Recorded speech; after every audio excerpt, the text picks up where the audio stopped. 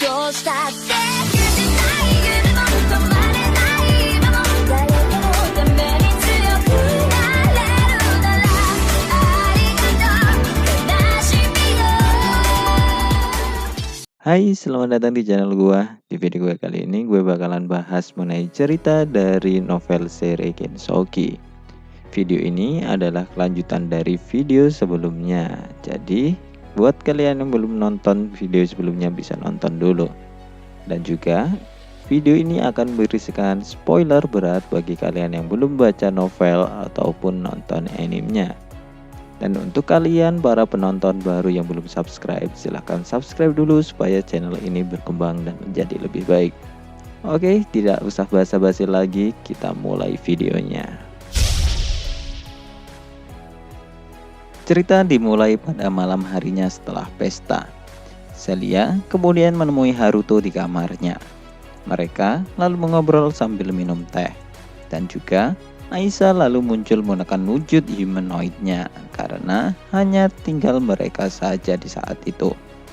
Setelah itu, Celia kemudian mengatakan bahwa Celia akan bergabung dengan Restoration sebagai penasihat Putri Christina. Haruto kemudian menerima keputusan itu dan lalu memberikan uang sisa perjalanan yang diberikan oleh Conclair sebelumnya.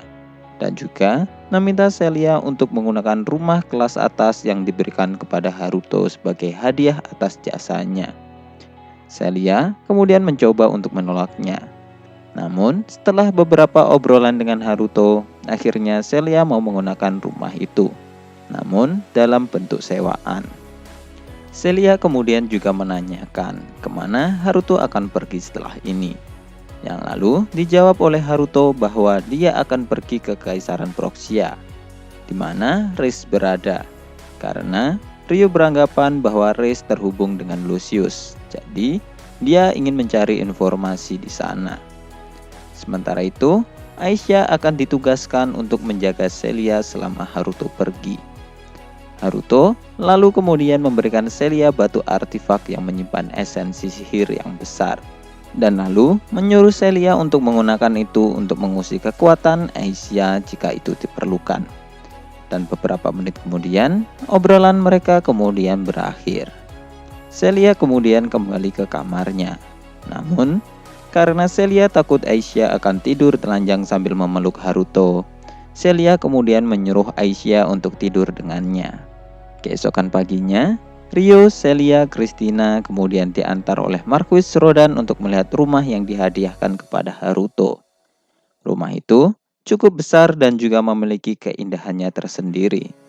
Dan setelah selesai mengurusi berkas-berkas yang dibutuhkan, 2 hari kemudian Celia mulai pindah ke rumah Haruto. Celia akan tinggal di rumah itu selama dia berada di Rodania. Lalu, kemudian Haruto dan Celia mengundang Kouta dan juga Rei untuk minum teh, karena mereka belum mengobrol sejak mencapai Rodania. Dalam pertemuan itu, Kouta dan Rei kemudian meminta saran Haruto. Kouta kemudian memberitahu Haruto bahwa dia memutuskan ingin menjadi seorang petualang. Haruto kemudian menanyakan alasannya. Lalu, Kouta pun menjawab bahwa dia tidak ingin terus dilindungi sepanjang hidupnya. Dan lalu, ingin mempelajari kerasnya kenyataan dunia ini karena Kouta harus tinggal di dunia ini sekarang. Haruto kemudian memberikan penjelasan dan juga saran mengenai pekerjaan petualang dan juga tentang resikonya. Namun ternyata Kouta sudah melakukan perencanaan yang sudah matang. Jadi Haruto tidak bisa menghentikannya. Haruto sebenarnya ingin membantu Kouta dalam pelatihannya sebelum menjadi petualang. Namun, dia harus melakukan perjalanan kali ini, jadi tidak bisa melakukan itu. Kouta tidak mempermasalahkannya. Dan lalu, dia meminta Haruto untuk menendangnya jika di masa depan dia menjadi sombong. Sementara itu, Rei kemudian nampaknya ingin menjadi seorang penyihir di Restoration. Setelah dia jatuh cinta kepada seorang wanita bangsawan di Restoration. Haruto kemudian bertanya, bagaimana mereka bisa bertemu? Lalu dijawab oleh Rei bahwa mereka bertemu saat pesta penyambutan sebelumnya. Haruto kemudian merasa curiga bahwa itu adalah cara Restoration untuk merekrutnya. Namun Haruto tetap diam karena melihat wajah Rei yang tampak bahagia saat ini. Rei yang nampaknya salah paham dengan mengira Haruto dan Celia adalah sepasang kekasih, kemudian meminta saran percintaan dari mereka.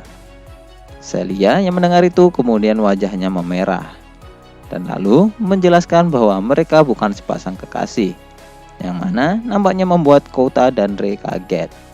Karena selama ini mereka menganggap bahwa Haruto dan juga Celia adalah sepasang kekasih, melihat dari bagaimana mereka berinteraksi. Dan juga Haruto kemudian mengatakan bahwa dia tidak pernah berkencan sebelumnya, yang mana entah mengapa hal itu membuat Rei merasa seperti dia akan bisa menjadi akrab dengan Haruto setelah ini. Karena Haruto ternyata tidak sesempurna dengan apa yang Rei pikirkan. 1 minggu kemudian, Haruto kemudian pergi menuju kota Amande. Sebelum berpisah, Celia kemudian mengatakan bahwa selain menjadi penasihat, sekarang dia akan menjadi guru di akademi, yang mana baru didirikan di Rodania. Dan lalu, Celia kemudian memberikan pelukan ke Haruto. Haruto lalu tersenyum lembut saat memeluk Celia juga, dan hatinya merasa tenang saat merasakan kehangatan dari pelukan Celia. Sebelum berangkat, Haruto juga mengunjungi Christina dan juga Flora. Christina sebenarnya ingin memberikan pedang milik Alfred untuk tambahan hadiah ke Haruto. Namun, Haruto menolaknya karena pedang itu merupakan harta nasional, dan juga pedang yang Haruto miliki saat ini juga tidak kalah. Lalu, sebagai gantinya, Christina kemudian memberikan bros miliknya. Sebagai tanda, dia bisa bebas masuk ke wilayah miliknya untuk menemui Celia. Haruto melihat Flora agak kaget ketika Christina memberikan bros itu, yang mana membuat Haruto berpikir bahwa itu bukan bros biasa. Namun, Haruto tidak bisa menolak pemberian bangsawan begitu saja. Jadi, akhirnya dia tetap menerimanya. Flora kemudian menanyakan, apakah Haruto akan pergi ke kota Amande? Haruto lalu mengatakan iya, karena Haruto memiliki janji bertemu dengan Liselot dan juga yang lainnya. Christina lalu juga mengatakan bahwa dia sebenarnya juga akan pergi ke ibu kota kerajaan Galar dalam waktu yang dekat, karena dia perlu meminta maaf atas keributan yang sudah dibuat Charles di perbatasan sebelumnya. Setelah percakapan itu, Haruto kemudian kembali ke rumah dan lalu melanjutkan pergi ke kota Amande. Namun sebelum itu dia juga mampir dulu ke rumah batu yang sudah dipindahkan di pinggiran kota Rodania. Setelah sampai di rumah batu, Haruto kemudian disambut oleh para gadis dan kemudian masuk untuk membicarakan makan malam yang akan diadakan oleh Liselot. Latifa dan Miharu setuju untuk ikut. Jadi, ditambah Celia, Aisyah, dan Satsuki, maka jika ditotal akan ada 7 orang yang mengikuti makan malam. Latifa kemudian menyadari bahwa Haruto tidak memanggil Celia menggunakan gelarnya lagi, melainkan langsung memanggil namanya. Latifa lalu memprotesnya, dan reaksi para gadis lain juga nampaknya ingin diperlakukan secara sama. Haruto lalu mengalihkan topik pembicaraan ke arah yang lebih serius, yaitu tentang masa lalu Latifa. Haruto kemudian mengatakan bahwa bangsawan yang melatih Latifa sebagai budak pembunuh merupakan salah satu bagian dari restoration. Semua orang kecuali Aisyah kemudian menjadi kaget. Haruto kemudian mengatakan bahwa bangsawan itu bernama Gustav Huguenot dan merupakan bangsawan berperingkat tinggi di Restoration. Sarah, Alma, dan Orpia yang sudah bertemu dengan Duke Huguenot kemudian menggertakkan giginya untuk menahan marah.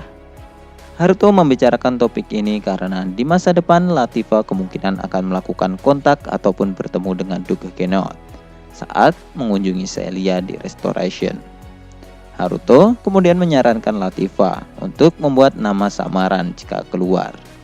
Namun, ketika di Amande, dia bisa menggunakan namanya sendiri. Karena Haruto sedang menjelaskan kondisi Latifa yang harus dirahasiakan ke Liselot. Dan juga tanpa memberitahu Liselot tentang masa lalu Latifa. Latifa kemudian memutuskan bahwa dia akan pergi keluar untuk lebih banyak melihat dunia. Dan jika akhirnya dia bertemu dengan Duke Huguenot, itu adalah konsekuensi dari pilihannya. Namun, Latifa ingin bertemu Liselot dengan dirinya yang sebenarnya. Keesokan harinya Haruto lalu pergi mengunjungi Lancelot untuk memberitahukan keputusan Latifah. Dan ternyata untungnya Raja Francois memberikan izin ke Satsuki untuk pergi keluar bersama Lancelot, yang mana akhirnya mereka dapat menentukan waktu untuk makan malam yang akan diadakan 3 minggu lagi. Dan beberapa waktu kemudian Haruto kemudian berangkat menuju ke Kekaisaran Proxia. Sementara itu, di ibu kota Kekaisaran Proxia, Aren, Lucy, dan Van saat ini sedang memberikan laporan bahwa rencana mereka telah digagalkan oleh seorang anak laki-laki. Lucius yang mendengar laporan ini kemudian menjadi sangat marah dan menanyakan di mana Reis saat ini kepada Aren dan yang lainnya, yang mana saat ini sedang terdiam membeku melihat kemarahan dari Lucius. Nampaknya Lucius sangat marah karena Reis sudah mencoba bertarung dengan mangsanya, yaitu Haruto. Dan lalu Lucius kemudian pergi untuk menemui Reis yang saat ini sedang bersama dengan Kaisar Proxia. Sementara itu, di ruangan utama kastil, Reis saat ini sedang bersama dengan Nidol, yaitu Kaisar dari Kekaisaran Proxia. Reis mengatakan bahwa selama ini dia harus bergerak di belakang layar karena Nidol tidak bisa bergerak bebas. Namun, belakangan ini identitas Reis menjadi terungkap, dan hal itu dikarenakan seseorang. Dan beberapa saat kemudian, Lucius datang dan memarahi Reis karena telah ikut campur dengan urusannya dengan Haruto. Reis lalu mengatakan bahwa dia tidak punya pilihan lain karena Haruto tiba-tiba muncul di tengah rencananya. Lucius kemudian mencoba menanyakan di mana lokasi Haruto. Namun, Reis kemudian menolaknya dan mengatakan jika Lucius mengikuti instruksinya, maka dia akan mempersiapkan kesempatan untuk Lucius bertarung lagi dengan Haruto. Nidol yang ada di samping mereka kemudian menanyakan, sebenarnya seberapa kuat Haruto itu? Reis lalu menjawabnya bahwa awalnya dia pikir Haruto sekelas dengan pahlawan yang bertempur selama era ilahi. Namun, dia ternyata berada pada kelas pahlawan yang sudah membangkitkan kekuatannya. Mendengar ini, Nidol tampak tertarik dengan Haruto. Namun, Lucius kemudian memperingatkan Nidol bahwa Haruto adalah mangsanya. Meskipun Lucius kemudian dicemooh oleh Nidol bahwa Lucius sudah mengalami kekalahan telak sebelumnya. Setelah beberapa saat mereka kemudian bertengkar dan kemudian Reis meminta Lucius untuk ikut dengannya ke kerajaan Rubia. Dan pertemuan di antara mereka bertiga kemudian berakhir. Dan lalu Reis memberitahu Nidol bahwa Haruto kemungkinan besar akan datang ke Kaisaran Proxia. Jadi dia ingin Nidol untuk menyampaikan pesannya. Dan lalu setelah itu Lucius kemudian memerintahkan Lucy untuk mengumpulkan kristal teleportasi sekali pakai yang bisa dia dapatkan. Dan juga mengatakan bahwa dia harus merahasiakan ini dari Reis. Sementara itu, 1 minggu setelah pesta makan malam bersama Satsuki dan Lancelot, Haruto kemudian pergi ke Kekaisaran Proxia. Ibu kota Kekaisaran Proxia cukup besar dibandingkan kerajaan Galar dan juga kerajaan Beltrum. Haruto lalu memasuki ibu kota dan kemudian mendapati beberapa informasi. Yang pertama, meskipun terasa samar, Haruto merasakan adanya penghalang kuat yang dipasang di kastil. Dan yang kedua, keadaan di luar dinding tak begitu terurus. Namun, setelah masuk kondisi menjadi semakin bagus dan terurus. Haruto kemudian berkeliling hingga ke tempat batas orang umum untuk melihat kastil. Dan lalu, Haruto kemudian menduga bahwa ada artefak yang digunakan untuk mendeteksi musuh. Jadi, dia kemudian memutuskan untuk melanjutkan mencari informasi pada malam hari. Pada malam harinya, Haruto kemudian masih belum mendapatkan informasi yang cukup. Sehingga, dia kemudian memutuskan untuk membuat keputusan beresiko, yaitu dengan menyusup ke kastil. Haruto lalu mengelilingi kastil untuk mencari celah penghalang untuk masuk dari bawah. Namun, ternyata Haruto tidak bisa menemukannya, yang mana hanya meninggalkan pilihan untuk menyusup dari langit. Haruto lalu terbang dan mengecek penghalang dari atas, dan lalu menemukan sebuah celah. Haruto sempat berpikir bahwa itu kemungkinan adalah jebakan. Namun, karena tidak ada pilihan lain lagi, Haruto kemudian mencoba untuk melewatinya. Haruto lalu memasuki kastil dan dia pun terkejut ketika melihat betapa sepinya kastil itu. Meskipun di luar kastil banyak penjaga, tapi di lorong dalam kastil begitu sepi dan hampir tidak ada penjaga. Haruto kemudian merasa aneh dengan situasi ini, karena ini seperti sebuah jebakan. Namun, Haruto kemudian melanjutkan untuk menyusup ke dalam kastil dan memasuki ruangan demi ruangan. Saat Haruto berada di ruang arena berlatih, Nidol kemudian muncul dan mendapati Haruto. Haruto kemudian menjadi kaget karena Nidol mengetahui dia telah menyusup. Nidol lalu menanyakan identitas dari Haruto, dan karena tidak dijawab, akhirnya Nidol menyerang Haruto. Haruto lalu menghindari serangan Nidol dan lalu memberikan tebasan balik di paha Nidol menggunakan belatinya. Namun, belati itu seperti tertahan besi dan serangan Haruto tidak mempunyai efek. Haruto kemudian menduga bahwa Nidol menggunakan pelindung chainmail karena Nidol sendiri tidak menggunakan sirah besi. Pertarungan kemudian terus berlangsung. Nidol tahu bahwa dia akan kalah jika beradu kecepatan, dan kemudian Nidol mengayunkan pedangnya dengan kuat. Dan juga ada api hitam yang kemudian keluar dari pedangnya.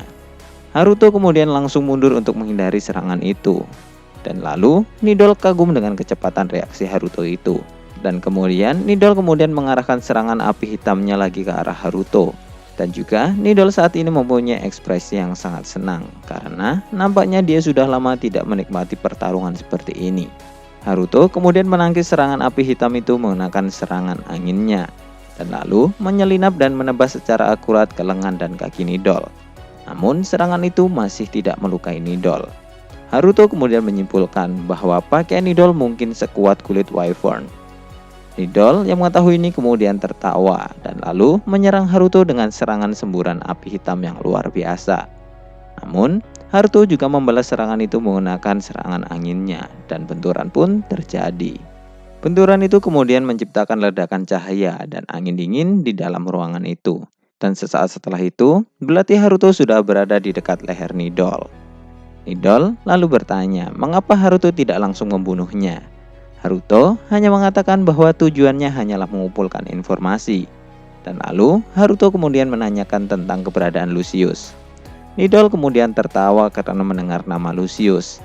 Karena meskipun Lucius bukan warganya, namun dia mengenalnya karena dia pernah menyewa Lucius untuk mengawal Reis dulu. Meskipun Nidol akhirnya tidak tahu hubungan apa yang terjadi di antara Reis dan juga Lucius, karena Nidol sendiri tidak tertarik dengan hal itu. Nidol kemudian memberikan pilihan ke Haruto untuk memilih informasi yang dia suka. Yang pertama adalah informasi tentang Lucius dan yang kedua adalah informasi tentang Reis. Haruto kemudian memilih informasi tentang Lucius. Nidol lalu mengatakan bahwa 1 tahun yang lalu kontraknya dengan Lucius telah berakhir. Dan setelah itu, Lucius kemudian bekerja di kerajaan Palladia. Meskipun Nidol tidak tahu apakah dia masih bekerja di sana apa tidak. Namun, kemungkinan besar pangeran pertama Palladia masih mengetahui sesuatu tentang Lucius. Dan beberapa saat kemudian, para prajurit penjaga mulai masuk dan mengepung Haruto. Haruto kemudian mundur untuk melarikan diri. Namun, Nidol kemudian tersenyum dan mengatakan ke Haruto bahwa Haruto harus pergi melewati jalan yang dia gunakan untuk menyusup ke kastil, atau sesuatu yang lain akan terjadi pada Haruto. Haruto kemudian pergi menggunakan kemampuannya, yang mana para prajurit tidak bisa mengikuti kecepatan dari Haruto. Melihat ini, Nidol hanya bergumam sendiri dan mengatakan bahwa Haruto tidak seharusnya marah. Karena saat ini Nidol hanya menjadi aktor yang melakukan tindakan yang diminta oleh Reis. Sementara itu, ketika Haruto pergi ke kerajaan Palladia sesuai informasi dari Nidol, Christina dengan ditemani Flora, Hiroki, dan Roana saat ini berada di kerajaan Galar untuk meminta maaf atas keributan yang sudah dibuat oleh Charles. Dan setelah pertemuan itu, kemudian Christina saat ini sedang duduk dan mengecek dokumen di kapal terbang dalam perjalanan kembali ke Restoration. Christina lalu mengobrol bersama Flora sendirian, yang mana saat ini Flora berada di sampingnya. Dan lalu mereka kemudian memutuskan untuk makan malam bersama atau mengadakan pesta minum teh. Dan mereka berdua juga sepakat akan mengajak Hiroki dan juga Roana. Nampaknya setelah dimarahi Christina karena Hiroki lepas kendali atas senjata ilahinya, Hiroki nampaknya mulai menjauhi mereka. Dan ketika Flora mencoba menjelaskan alasan mengapa Christina memarahi Hiroki, Hiroki malah berkata bahwa tentu saja Flora akan memihak ke kakaknya dibandingkan dengan dirinya. Dan meskipun Christina dan Flora mengadakan beberapa acara untuk meringankan suasana di antara mereka setelah itu, Hiroki masih saja tetap mengurung diri bersama Rohana. Christina memarahi Hiroki dulu supaya dia tahu akan batasannya, dan supaya Hiroki tidak menambah jumlah musuhnya akibat sifatnya sendiri. Christina juga sudah menjelaskan secara sederhana dan memberikan contoh nyata kepada Hiroki. Namun, nampaknya Hiroki memang tidak mau mendengarkan perkataan Christina sejak awal. Dan lalu, tidak ada yang bisa Christina lakukan dengan sifat Hiroki yang satu ini.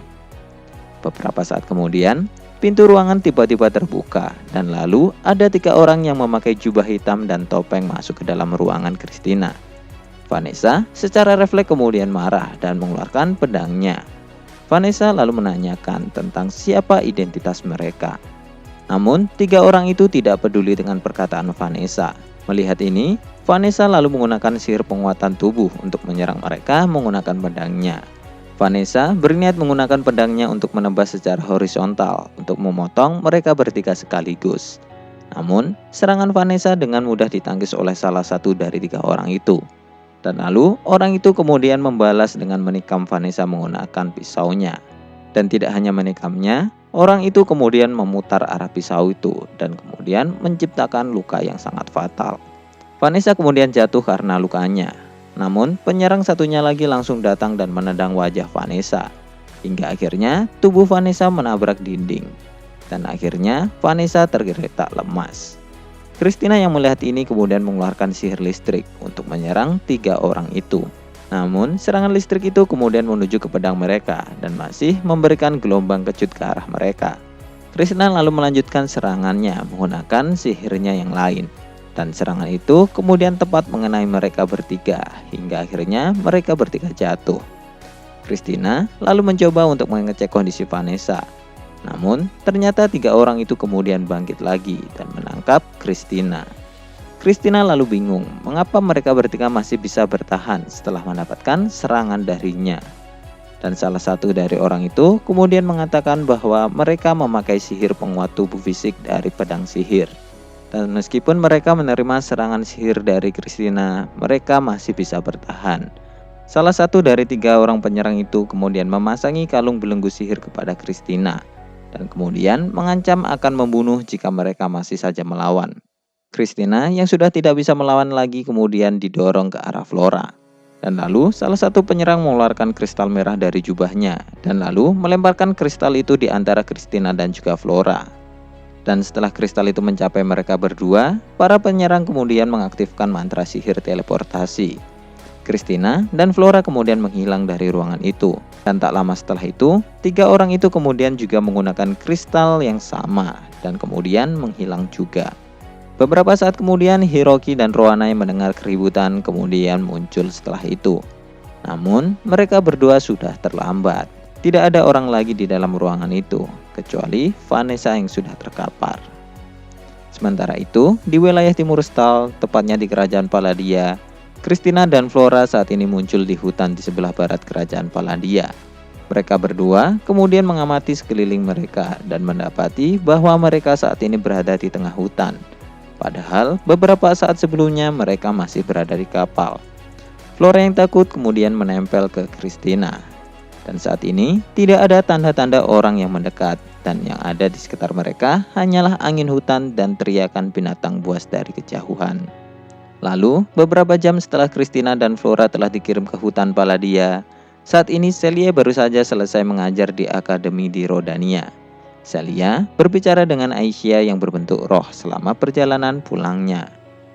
Namun, Celia kemudian harus mampir ke kantor dulu sebelum dia mengecek apakah Christina dan yang lainnya sudah kembali apa belum. Dan kemudian berniat menyapa Christina jika dia sudah datang. Dan ternyata di kantor saat ini tidak ada orang. Dan beberapa saat kemudian ada sesuatu yang aneh, di mana kabar Christina dan yang lainnya masih belum sampai ke mereka. Dan beberapa saat kemudian, tiba-tiba ada orang yang mengetuk pintu. Aisyah lalu kemudian muncul menggunakan tubuh humanoid-nya, dan kemudian menyuruh Celia untuk mundur di belakangnya. Celia yang kaget kemudian bertanya, apakah alasan dari Aisyah? Namun, sebelum Aisyah menjawabnya, sosok yang mengetuk pintu akhirnya muncul dan mengatakan bahwa nampaknya sudah tidak ada gunanya untuk dia bersembunyi. Dan orang itu adalah Reis, duta besar Kekaisaran Proksia. Oke, sekian dulu untuk pembahasan video kali ini. Kelanjutannya akan dibahas di video selanjutnya. Tulis pendapat kalian mengenai apa yang akan dilakukan oleh Reis ke Aisyah dan Celia di kolom komentar. Dan juga jangan lupa untuk like dan subscribe. Terima kasih sudah mendengarkan dan goodbye.